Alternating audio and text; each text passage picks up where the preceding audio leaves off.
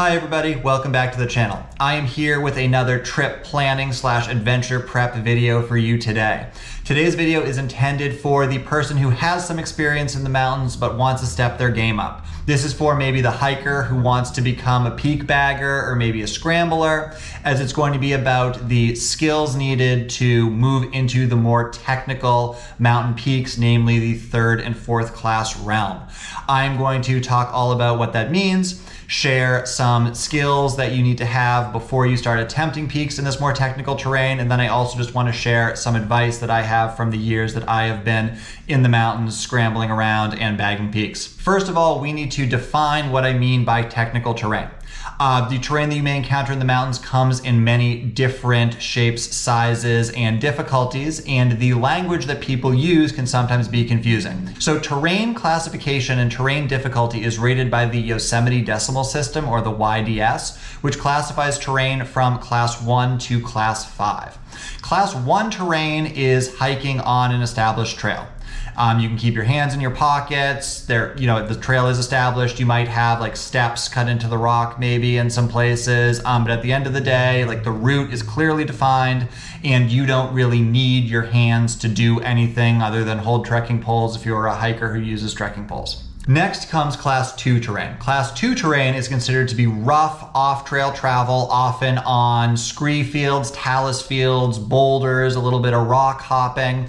On Class 2 terrain, you need your wits about you. Where you're stepping might really matter. Sometimes on the more difficult stretches of Class 2, you might actually need to use your hands, but your hands should be used for balance and not upward progress. Once your hands are involved in upward progress, you are in what is called Class 3 terrain. And this is really what people consider to be scrambling. Vertical-ish.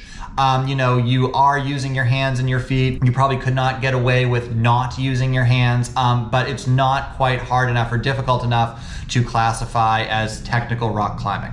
In between the Class 3 and the actual technical rock climbing comes the 4th class. The 4th class is going to be a little harder, so the holds might be a little smaller, the terrain might be a little steeper.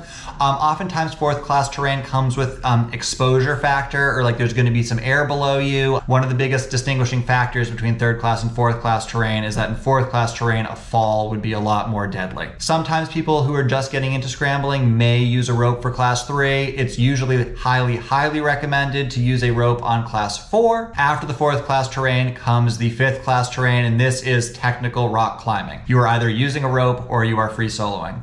The 5th class terrain is further broken down in the Yosemite Decimal System, ratings from 5.0 to 5.15D, with 5.0 being the easiest and then going up to 5.15. Okay, so let's pretend that you have picked a first scramble or a first technical peak that you want to do. First of all, you want to be as prepared as possible. I have made a video about trip planning, and I would highly recommend that you check that out because I have some really interesting tools and resources there. Take the time and effort to make sure that you have researched the objective as much as you can. You have as much knowledge as possible, so you're going in prepared. Once you have a route that you think is in your ability and you are ready to actually execute it, here are some of the skills that I think will be very helpful when you're actually in the field. First of all, navigation. You're going to be off trail, and it's really important that you know where you're supposed to go and where you are supposed to be. So this involves compass skills, map reading skills, knowing how to use a GPS, all of that.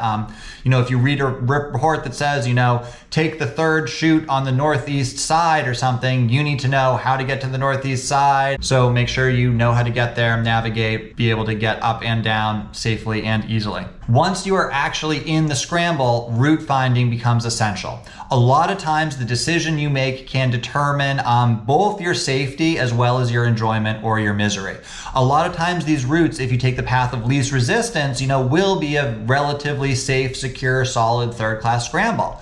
But if you end up making a questionable decision, you get off of this route, and that can be very easy to do when you're on the face of an enormous mountain. You can very easily get into, loose, hazardous terrain, or get into some very difficult 4th, even 5th class terrain. So you need to really be thinking ahead. You want to be looking both, a few feet ahead of you, but also way ahead of you, just to make sure that you are always taking the path of least resistance. It's all about making a move that makes your next move as easy as possible. Also, coming along with good route finding skills, you need very sound judgment and very sound decision-making skills. A lot of times on these big mountain faces, the quality of rock could be all over the place. Sometimes it's rock solid and beautiful, but a lot of the times it's not. You might have everything from, sand, small rocks to knock around to just, loose bits. And I've pulled off whole chunks of rock before when doing this.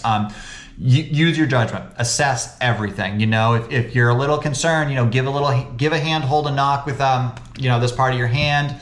Listen to how it sounds, see if anything moves. If I'm gonna be hopping from rock to rock and I don't know if something's gonna shift, like giving it a big kick and seeing if it moves can give me the confidence. And also, think about how comfortable you are. I mean, if you're halfway up and you're already feeling vertigo, maybe it's not a good plan to keep going. This also involves communication with partners. If one person's not feeling it and you are, I think you need to have a little discussion of, should I go forward? Should we go forward? Should we both turn around? I am a strong believer that turning around is always the right decision and there's no shame. Also, I think just having some good general mountain experience really can determine success or failure on an objective, or could really determine your safety and or a call to search and rescue. You got to learn how to keep an eye on the sky, like what's going on with these storms. I don't care if the weather report said it's not going to rain. If you see some clouds building and you're only halfway up a peak, you probably want to turn around. If you can see that it's raining across the valley and it's coming towards you, you definitely want to turn around. You might be able to go up some third-class terrain when it's wet, but if you're at the top and it starts raining and now you're descending some very slick rock, you're setting yourself up for an epic. So, use that judgment, think ahead, look around. I've gotten caught in some bad situations before where, clouds have come in like behind the mountain and I get to the top and it's like, ooh, I got to turn around. Or I get to the top and it's, ooh, I should have turned around an hour ago. Please check out my Mount Con S video for an example of that. Lastly, I just want to give some advice or share some things that I've learned in the years that I have been scrambling around and peak bagging, mainly in the Sierra. First of all, start small and work your way up. Pick a peak where maybe there's only 20 or 30 feet of technical terrain. Don't bite off more than you can chew and sign yourself up for some 1,000-foot, fourth-class thing, and if you don't know if you're capable. I am going to be releasing another video very soon outlining 3 great intro technical peaks in California and then 3 slightly harder ones. Please hit that subscribe button because you're not going to want to miss that. Second of all, be well rested and mentally awake and ready to sustain focus. Your mind has to be on the whole time that you are in this terrain. Everything from, natural rock slides to a partner knocking off a rock, to making sure you're not knocking rocks onto your partner, to constantly just assessing. I'm always looking like, how does this hand look? How does that hand look? Like, is this loose? Can I trust this? Your brain has to be on. I can think of many a time I've gotten back to the car and my brain has been more fried actually than my body because I've just had to sustain such a high level of focus the entire time that I have been out in the mountains. My last piece of advice for those who are thinking about attempting these more technical peaks is actually rock climb. Nowadays, with the outdoors being so popular, I'm seeing a lot of hikers or backpackers enter the peak bagging realm. And if you were a class 1 or a class 2 hiker and you're elevating into a class 3 or 4, I think that can be a lot harder than somebody who's a rock climber who's very comfortable in 5th class terrain. So dropping down to 4th or 3rd class terrain, losing the rope is going to feel a lot easier for them. That's sort of what happened to me. I've been rock climbing for much longer than I've been peak bagging. And I'm comfortable with exposure. I'm comfortable on, small, thin edges. I trust my hands, I trust my feet. I know, how to stick to the rock, how to move my body, how to find a good hold, how to utilize good holds. All of that I've learned both in the rock gym and outside, and that's made doing some of these airy, exposed, technical moves feel a lot easier because I know what I'm capable of and I'm a lot more comfortable in that terrain. Okay, thank you so much for watching. I hope you learned something and I hope that you can apply this at some point. Once again, if you have anything you'd like to add or anything that I can help you with, please ask me something down in the comments and I will get back to you.